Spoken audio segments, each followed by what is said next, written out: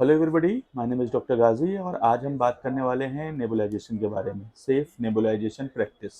This machine is used for the cough and the congestion and बच्चों की जब सांस लेने में तकलीफ होती है तब यूज़ की जाती है। Initially it was found in doctor chamber hospital and nursing home, but nowadays ये मोस्ट ऑफ द फैमिली के as a household article तरीके से है कि हर घर में पाया जाता है। तो इसका हम कैसे समुचित यूज़ करके बच्चों की खांसी जुकाम सांस लेने में तकलीफ में हम इसका फ़ायदा पहुंचा सकते हैं।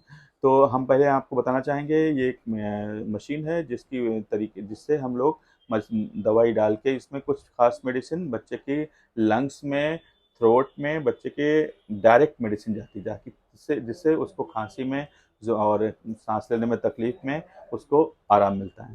तो कैसे हम नेबुलाइजेशन करेंगे, ये हमारे साथ जो सीनियर पैरामेडिक्स हैं मिस खुशी, ये आपको बताएंगी।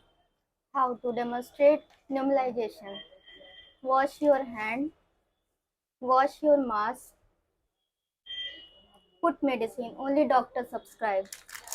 First, second, third. This Normal is the saline. budesonide, this is the salbutamol and this is normal saline. ये these are medicine doctor prescribe करेगा अकॉर्डिंग टू प्रिस्क्रिप्शन। आप उसकी डोज को इसमें नेबुलाइजर चैम्बर में आप वॉश करने के पश्चात इसमें डाल सकते हैं। 3 to 5 ml नॉर्मल सलाइन होना चाहिए और according to weight and age बच्चे के अंदर जो ब्यूडेसिनाइड और सल्बुटामॉल का डालना है वो आप इसके अंदर पुट करेंगे। देन Then 1, बच्चे को 2, कंफर्टेबली आप 3. सिटिंग पोजीशन में बिठा लेंगे और उसके बाद खुशी कह रही कि आपके कैसे बच्चे कराना है, कितने टाइम हाँ तक कितने टाइम कराना है? तक करा। 5 minute, 3 to 5 minute. 3 to 5 minute is the 1, time. हाँ, 2, 3, तो 4, एंड 5. 5 मिनट तक आपको लगा के रखना है और ना कि मास्क लूज होना चाहिए हम्म. और ना कि मास्क जो है वो टाइट होना चाहिए। वो प्रॉपर पोजीशन है, मतलब नोज भी कवर होना चाहिए, माउथ भी कवर होना चाहिए, चिन भी कवर होना चाहिए। तीनों कवर करेंगे आप, उसके बाद उसको बच्चे को कंफर्टेबल पोजीशन में बिठा के आप नेबुलाइज करेंगे। ठीक है, गुड।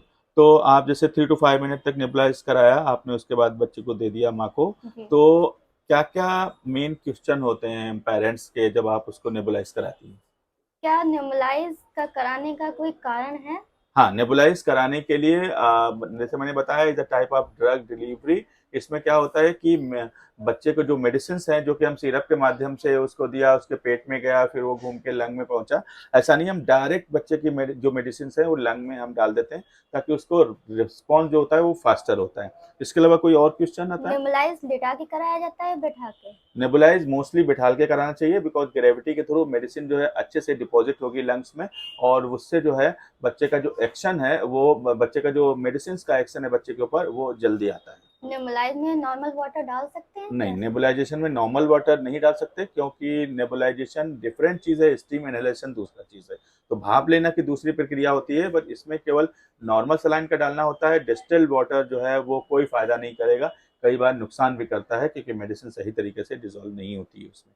नेबुलाइज कराने के बाद कितनी देर बाद फीडिंग करा सकते हैं बच्चे नेबुलाइज को? और फीडिंग का कोई खास वैसा नहीं है, लेकिन आप 5 to 10 मिनट के बाद आप उसमें फीडिंग करा सकते हो, आराम से सेफली कर लेगा। नेबुलाइज ऑक्सीजन चैम्बर या फिर मशीन में क्या डिफरेंस है, किससे करा सकते हैं, ज़्यादा बेटर होगा? नहीं, जब से अच्छा बेटर तो होता है कि नेबुलाइजेशन जो है वो डिपेंड करता है पोजीशन पे। डॉक्टर हम्म. अगर प्रिस्क्राइब करता है कि ऑक्सीजन से नेबुलाइज करना है, मतलब बच्चे को ऑक्सीजन की कमी हो रही है, उसके होंठ नीले हो रहे हैं या उसका SpO2 आप लोग देख रहे हो तो वो कम जा रहा है, 94 से कम जा रहा है, तो बेहतर होगा कि आप ऑक्सीजन के थ्रू नेबुलाइज कराइए। तो वो जो है वो oxygen is also type of the medicine, तो वो जो है ज़्यादा एक्शन। अदरवाइज नॉर्मल कंडीशन में आप कंप्रेसर बेस्ड नेबुलाइजेशन का ही उपयोग करिए। और सबसे इम्पोर्टेंट क्वेश्चन जो है, जो मोस्ट ऑफ द फैमिलीज मुझसे पूछती हैं, खुशी से भी पूछती हैं, क्या नेबुलाइजेशन की आदत पड़ सकती है? तो नेबुलाइजेशन इज़ वेरी सेफ, कोई आदत नहीं पड़ती है। और नेबुलाइजेशन का प्रिस्क्रिप्शन बेस्ड अगर डॉक्टर के प्रिस्क्रिप्शन पे कराया जाए तो ये बहुत ही सेफ है।